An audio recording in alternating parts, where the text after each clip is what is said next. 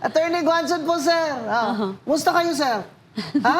Nag-iiling-iling siya. Hindi daw totoo, napatay na siya. Ay, hindi naman po namin sinabi, napatay na kayo. Ang totoo po, ang tinatanong ng mga tao, President BBM, ay ilabas naman ng inyong Executive Secretary ang inyong state of health dahil nasa konstitusyon yan. May right to information ng mga tao dyan. At saka, kagaya nun Kati, si Fidel Ramos, si President FBR, nung nagka-routine surgery siya, he was under general anesthesia, nag-report sila to the people. Napasabi siya sa Congress na siya ay mag-undergo ng surgery, that he will be under general anesthesia and therefore temporarily incapacitated. Dahil po sa konstitusyon, mga kababayan, pang ating pong Pangulo ay temporarily incapacitated dahil under anesthesia siya, ang automatic po sa konstitusyon na ang Vice President ang magti-take over automatically ng opisina ng Presidente. Hindi po ang Executive Secretary. Ang Vice President po ang may katungkulan yan. Kaya po natin tinatanong,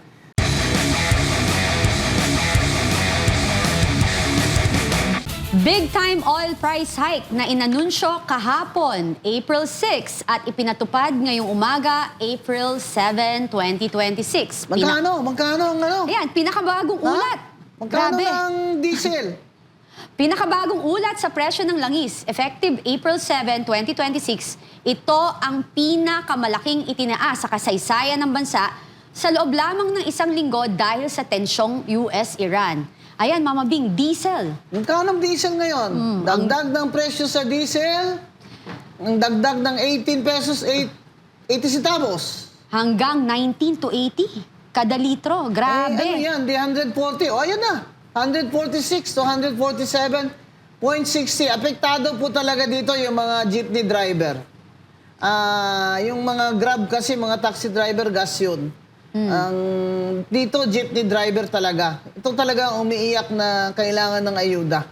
At saka, Mama Bing, may mga ulat sa ilang probinsya na inaasang aabon pa ito ng 170 per litro. Grabe. Pinapa-relax lang tayo ni BBM, ni Attorney Claire at ng Secretary of Energy na sabi nila, meron daw parating na galing sa Russia. Parating pa lang po yun. Tsaka isa lang po ang refinery, yung Petron. Kaya nga, napipressure nila si Mr. Ramon Ang. Sabi naman ni Mr. Ramon Ang, kung gustong bilhin naman sa akin ng gobyerno itong Petron, willing naman ako. Ayun, ang magandang, ang sagot niya na hindi daw sila magpa-profit o kikita ng sobrang-sobra. Di ba? Yun ang sabi ni Mr. Ramon Ang ng San Miguel. Dapat po, lahat ng mga negosyante sana, especially ang Kati, yung kanina sumakay ako sa Grab. Sabi ng driver ko, 20 to 30% daw ang kinakaltas sa kanya ng Grab.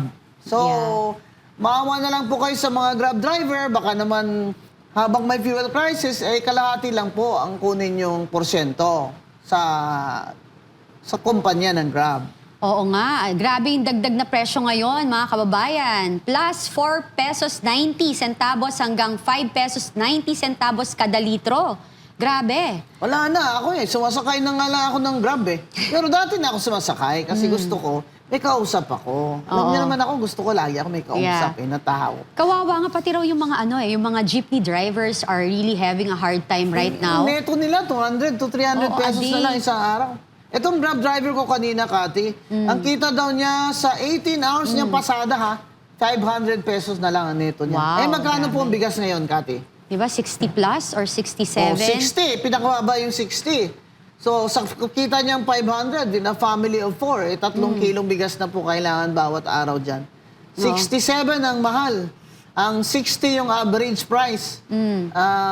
Minimum wage, 600, sabihin na natin. Minimum wage, 600. Ang kita ng tax Grab driver neto, net niya. Kanina sabi niya sa akin, 500. Kaya maghanap na po siya ng ibang trabaho. Grabe. Yan ang problema sa atin ngayon, Mama Bing. Kasi lahat ng presyo ng bilihin, bayad sa kuryente, bayad sa lahat ng bills natin tumataas. Pero ang kinikita ng mamamayang Pilipino, hindi umaangat. Oo, lalo na Diba? to stop the inflation, di ba? Ang bilis ng taas ng bilihin. Siyempre, hindi sila papayag na tataas ang sweldo, di ba? Grabe, Kaya no? ang mungkahi ko nga, Kati, sa totoo lang ha, total ninakaw lang din nilang taxes natin, ang mungkahi ko. Those earning below 1 million, huwag na pabayarin ng income tax. Ang mungkahi ni Senator Amy Marcos, below 500,000. Yung sa akin, pero hindi po ako senador ha. Ano lang ako. Siyempre, tayo naman ay may sariling opinion at analysis. Below 1 million sana, wag nang kolektahin ng BIR ngayon. Parang tax relief, di ba? Yan ang sinasabi ko. Tsaka hindi na yan kailangan ng batas, mag-tax relief na lang kayo dyan. Ibig sabihin na ang BIR ay pwede naman magmungkahin yan sa ating presidente. Kung may presidente pa, siya na pala presidente. Ewan ko, hindi nga bumati ng Easter Sunday. Ba, Diba? Happy Easter! BBM! Oy, si BBM mga nag-greet sa akin. Hello, sir!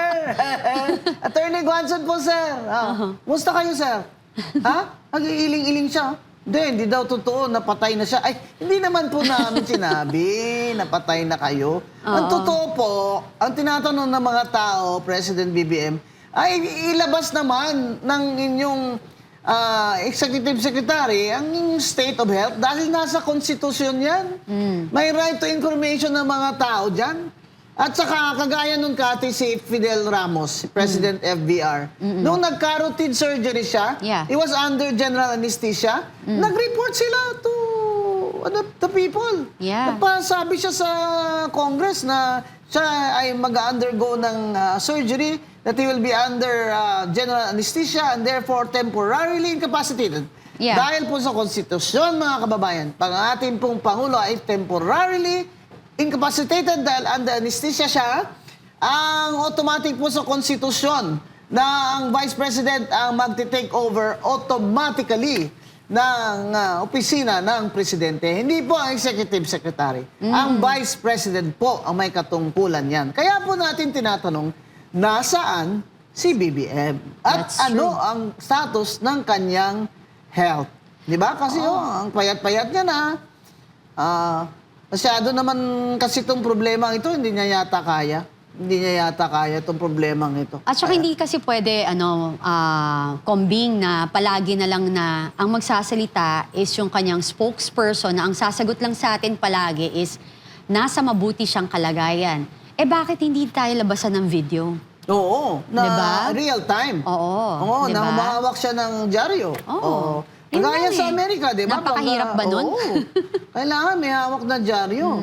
Tsaka, hindi naman po sa siyempre, we are not wishing ill on the President. Yes. But we want them to follow the Constitution. Nung naaayon sa We want batas. the Malacanang to follow the Constitution. Hindi naman po sa, hindi po yan maganda, mga kababayan, that you're wishing our President ill. And gusto lang natin, pag na-anesthesia siya, take over automatically ang ating Vice President ayon sa Konstitusyon. So, dapat ang kalusugan ni PBBM ay malinaw sa publiko. Tama. Di ba? Karapatan po natin yan. At dahil po yan, dyan nakasalalay ang mga desisyon ng Office of the President. Lalo na po na may crisis tayo, kailangan po natin ng Presidenteng 24/7 alive, alert, and aware.